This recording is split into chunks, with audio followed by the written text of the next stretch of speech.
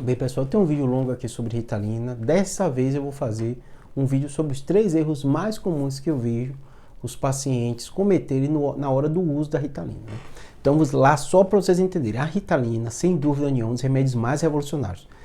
Tem um vídeo longo que explica como funciona o nosso cérebro, como ela age, né? E ela foi muito revolucionária para paciente com TDAH. Então, pacientes que têm dificuldade de concentração, uma série de aspectos, ela realmente revolucionou, né? Hoje em dia a gente tem remédios mais modernos que a gente pode escolher um ou outro, mas a Ritalina continua sendo utilizada, né? O Venvanse é um dos outros, né? Mas o que aconteceu? Por perceber que pessoas que têm déficit de atenção, a Ritalina melhora a concentração, melhora a produtividade, o paciente funciona melhor, muita gente pensou, e eu que não tenho isso? Se eu começo a tomar esse remédio, eu vou melhorar o meu potencial, vou melhorar a minha concentração. E aí o que aconteceu? A Ritalina, muita gente conheceu o funcionamento dela no cérebro, começou a utilizar no contexto sem ser doença. E aí tem um primeiro aspecto que eu digo para vocês, às vezes tem paciente que me pergunta, fala assim, eu estou usando, Júlio, Ritalina para concurso, eu estou usando Ritalina, eu só pergunto, como é que você conseguiu? Um conhecido meu tomava, ou eu comprei de forma ilegal, tem um monte de forma, né? E sua relação com o seu médico tem que ser desse jeito, tem que ser transparente. Você fazendo coisa legal, ilegal, certo ou errado, que se envolver sua saúde, é bom pelo menos você informar ao seu médico que te acompanha para ele te orientar o risco que você está correndo, né? E as outras coisas, até como reduzir esse risco, né? E o que eu falo para a maioria dos meus pacientes, quando eles falam de forma dessa maneira? Eu falo assim, ó, a Ritalina foi um remédio desenvolvido, validado, aprovado pelo FDA, a ANS, né? Tudo isso para o contexto de doença. Júlio, mas eu vi que tem estudos assim. O PubMed, que é, vamos dizer, o Google médico, tem uma certa curadoria, porque são artigos que são publicados em revistas, então não é igual o Google que você joga qualquer informação, ele tem uma certa validação, né? São revistas e jornais, Index PubMed, tem uma certa curadoria, então geralmente são jornais bons e revistas boas, que foram avaliados antes de ser publicados. Você encontra trabalhos, mas são pouquíssimos trabalhos no contexto de alguém sadio tomando o Ritalina ou Venvanse.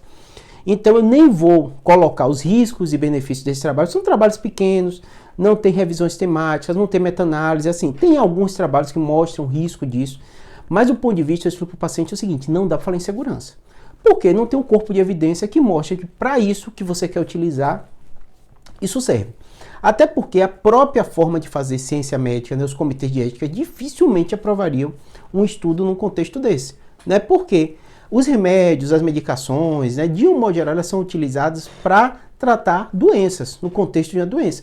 Então, você pensar pílulas ou comprimidos que vão otimizar ou potencializar alguém que está completamente saudável, sendo que qualquer remédio, qualquer droga, ela impõe um risco, você dificilmente vai ter um comitê de ética aprovando nesse contexto. Então, é difícil fazer trabalho quando você fala de remédios ou drogas que vão teoricamente, entre aspas, ou podem melhorar o potencial do ser humano. Então, o que eu digo para meus pacientes? Não utilize.